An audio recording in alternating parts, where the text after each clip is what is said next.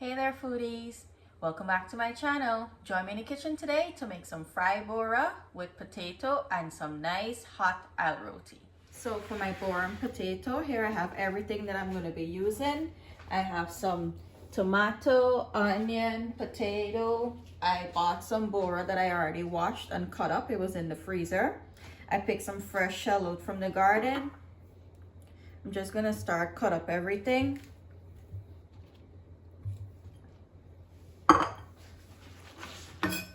I'm not going to be using all of this shallot. I just picked them because they needed to be picked. I'll cut all up and then I'll put some in the freezer, which is what we usually do. As it grows, we pick it and freeze it so that when the season is over, you have at least some in the freezer until you need to buy again.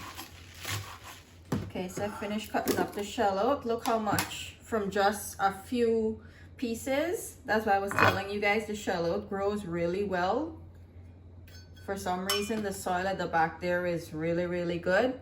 So I'm just gonna put aside what I don't want to use right now, and I just have my container here that I freeze in.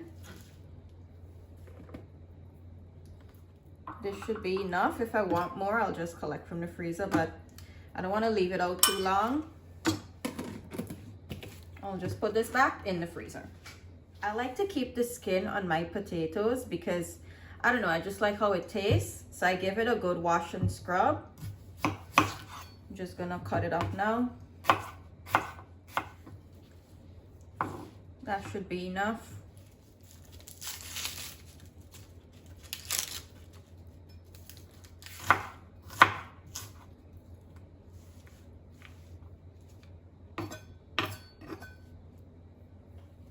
And lots of tomato. I like a lot of tomato inside my food in general. Let's give the food a nice flavor.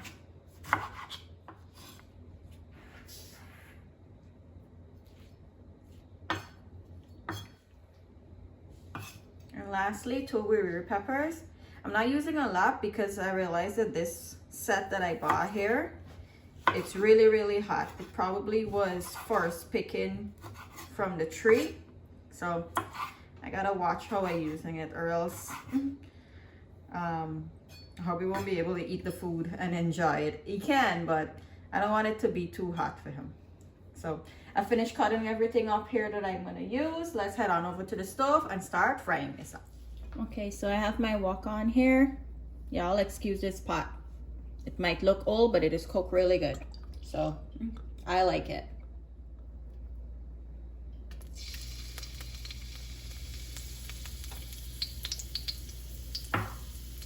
Okay, so the oil nice and hot now. I'll add in my onion, a little bit of the shallot,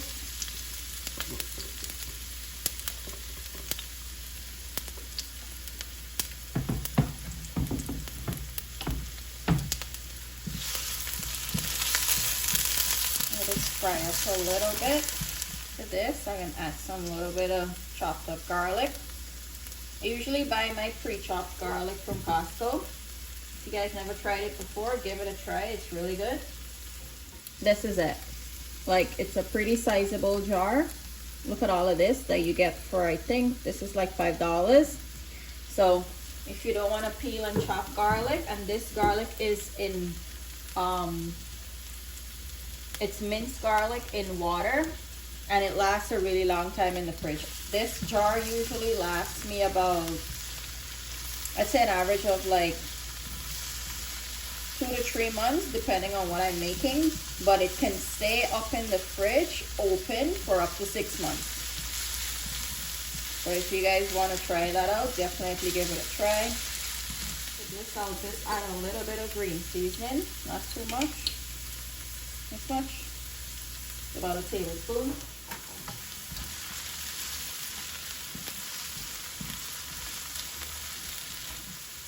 I'm ready to add in my potato. I like to add in my potato first so you can fry a little bit with the oil, and then add in the Bora. because the Bora is frozen. When you freeze it, it doesn't take very long to cook.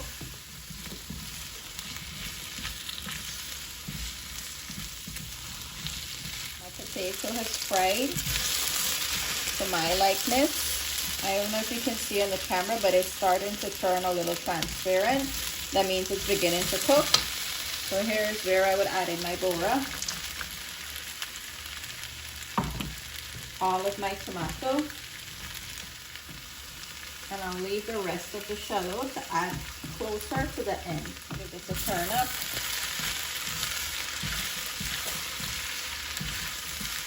I will now add some salt to taste.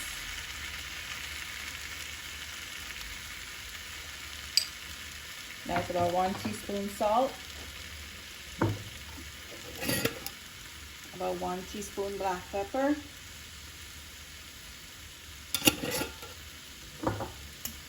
And half a teaspoon Ajee.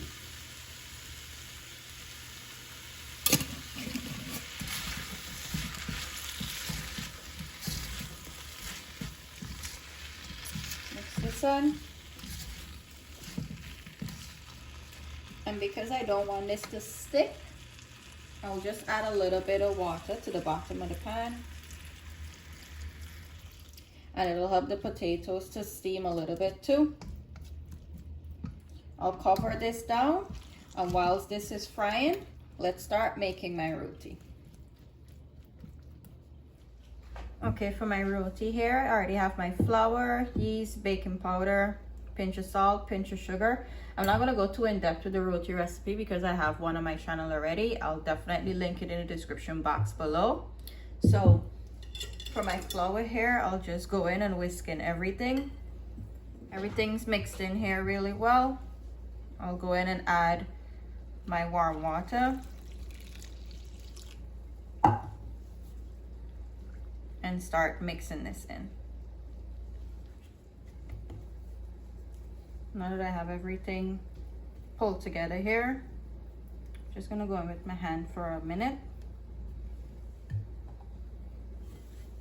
and knead it in a little bit.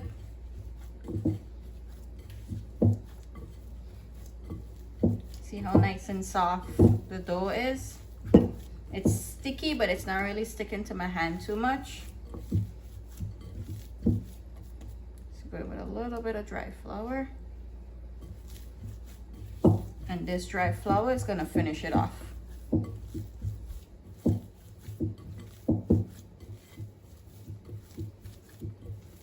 I like to mash my roti flour on the softer side because the softer you mash it, the softer your roti gonna come out.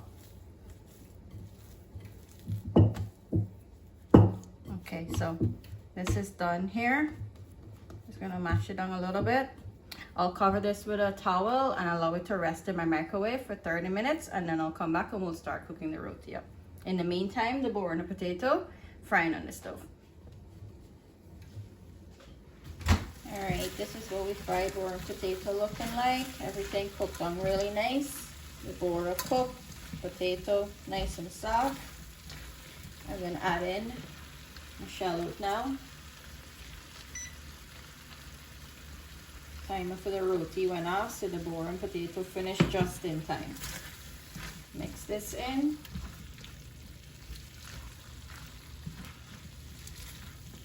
And there you go. Bora and potato finish. Let's start making my roti now. Alright, I started making the oil rotis already. Just gonna roll this one out. And don't let it tell y'all anything if y'all routine wrong. If getting married was on the condition of a wrong roti, then enough we wouldn't have been married by now. So however shape your roti come out, it come out. As long as it tastes good, it's nice and soft and flaky, that's all that matters. You can work on the shape at a later time. Rome wasn't built in a day. You just make sure you get your edges and everything evenly rolled out, and you're good to go. My roti don't always be wrong, but one thing for sure, it does always taste good.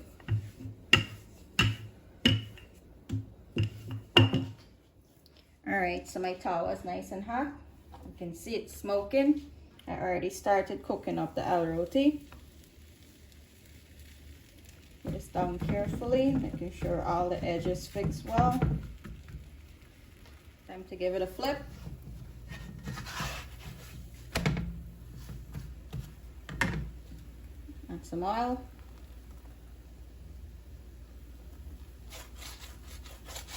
See how it's starting to swell up nice? That's what you want. All won't swell, but as long as one or two swell, that's perfectly fine.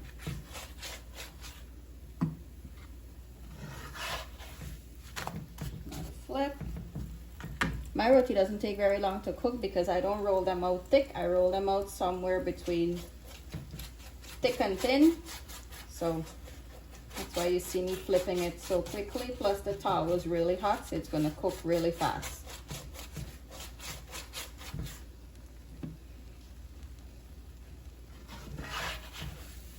Last flip.